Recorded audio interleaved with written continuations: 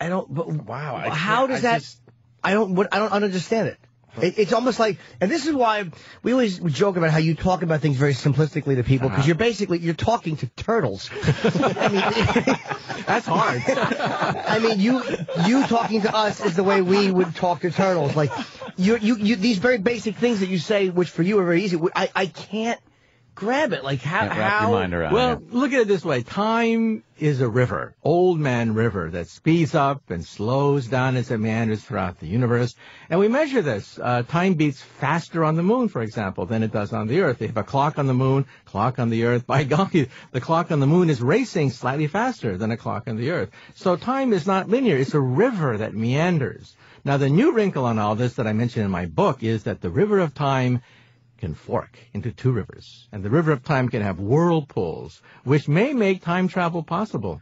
So we're talking about a whole new realm of reality, the ability to perhaps go backwards in time and meet yourself, or meet your teenage mother before you're born. That's Back to the Future stuff. Yeah. That's now there are a lot of schools of thought of time travel that have been used on movies, television shows. Terminator. And Terminator is one, obviously, Back to the Future. And Lost now has delved into the time travel thing. Which school of thought are you as far as time travel? Are you the Biff Tannen Hotel Casino version where timeline can split off? Or are you the linear time travel where you go back and forth and there's no real changing of history? And then there's the Terminator type. Yes, where you keep trying and destroy the past. And wreck the past in order to save the future, but never seems to work. I'm of the school that the river of time forks into two rivers. So, only two? Well, possibly 3, 4, depending on how many times you go into your time machine. You can have some real paradoxes unless the river of time forks. You know that you can be your own mother and your own father and your own son and daughter? Let's say I have a woman who then grows up and then decides that she wants to change into a man. Then as a man, he goes backwards in time to meet himself as a woman, makes love to himself, has a baby. Then they take that baby backwards in time, who becomes the young woman. At that point, you are your own mother, father, son, daughter, grandfather, granddaughter. Can you imagine a family get-together? Just you in a room alone. No, you have all your mother and father and different people of different ages in the same room. And you have a food fight with yourself. Now, the paradox loop is very mind-boggling. Yes. When you think about it. And a simple example is going back in time and eliminating yourself as a child, killing yourself. You would then cease to exist. That's where time forks into two rivers. That one, and then the new reality. Hey, he's got it. Oh, my God. He's got it. Jimmy knows. Well, men of similar ilk, we think alike. Oh, really? Yeah. Does this open up carbon units? Does this open up the possibility of living forever, Doctor? No, because in your own timeline, you age. You age in your own timeline. From the outside, it looks like a time traveler lives forever. But he has his own clock. He has his own watch. And that watch says that he's aging. Okay. So time travelers will age. What about the 2012 theory?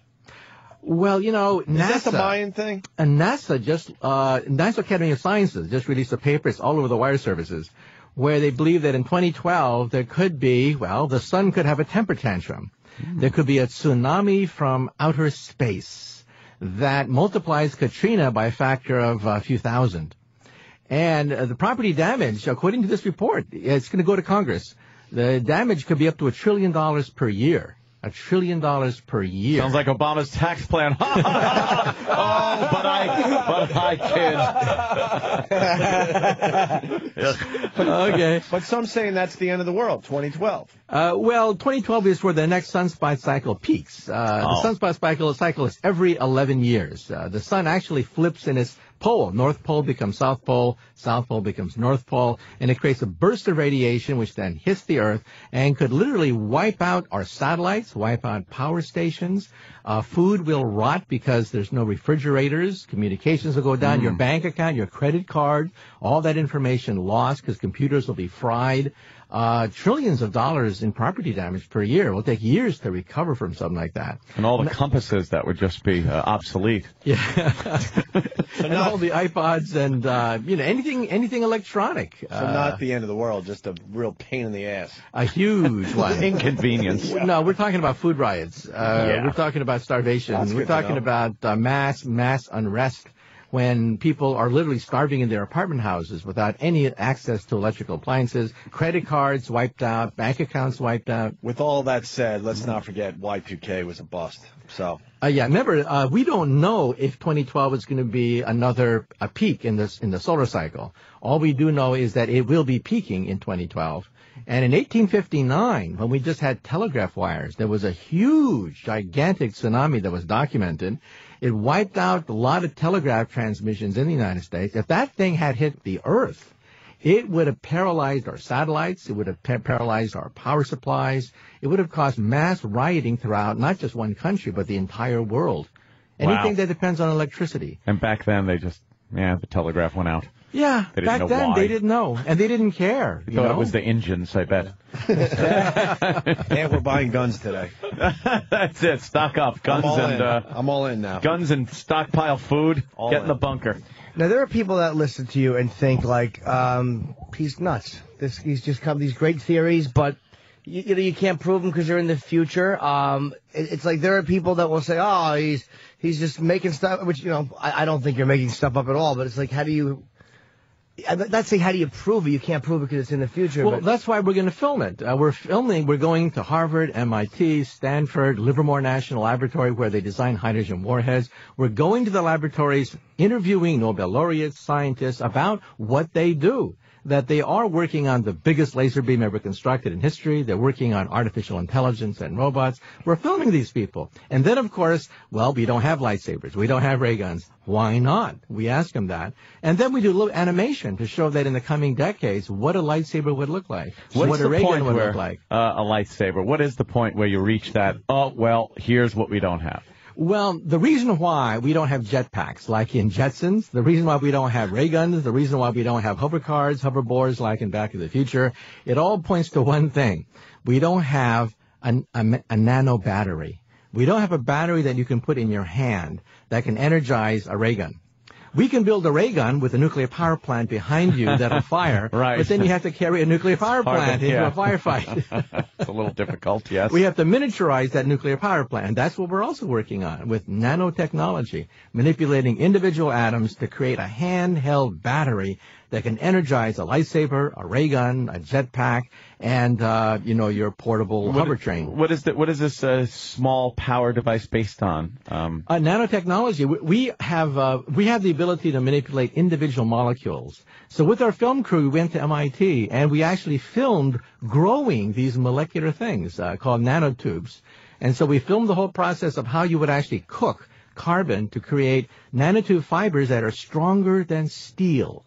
These are fibers, maybe just about 50 atoms across, stronger than steel. They're some of the strongest fibers known to science, and we grew some right before the camera to show this is not science fiction. Really? How big is 50 atoms across? Pretty small, much smaller than a human hair. Can you see it, though, with a microscope? No, you can't even see it.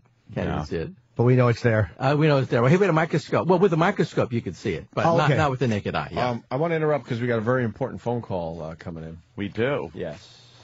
Let me just grab this really fast. Right. Talking to Dr. Michio Kaku. Hello, sir. Hi. Can I talk to Opie and Anthony, please? You're on the Opie and Anthony show. This is Stephen Hawking. No, it's not. Stephen Hawking. Wow. You don't.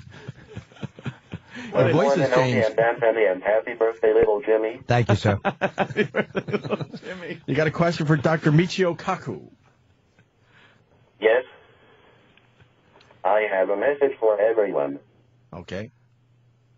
Your mom's boss. I don't know what that means. All right. Should have thought that one through. Yeah, right? You should have. I wrote that one out before. Had potential. But you know what? Stephen was in the hospital. In fact, he's still in critical condition. Oh, yeah, But they're saying yesterday that he's going to make a full recovery, which confuses us. Full recovery of everything, or just his latest illness? Just his latest illness, Okay. right. Yes. He communicates, by the way, through facial gestures. He's lost control of his fingertips. Wow. He basically moves his eyeballs and moves his facial muscles. That's how he communicates with the world. So he thinks math. Like, that's why he's so impressive. It's like, math is bad enough when you're writing it down, but he thinks, like, he theorized black holes basically when he couldn't write, right? Well, he can't write anymore. He lost control of his fingers. So he dictates ideas to his grad students, and then they carry out the ideas. Well, they better be paying attention. Man, right? They better know how to read his eyeballs. Yeah, that telephone game is not fun. It always gets messed up. Sitting there taking notes, and you're just drawing eyeballs in certain directions. Are we getting everything we can out of Stephen Hawking's his brain?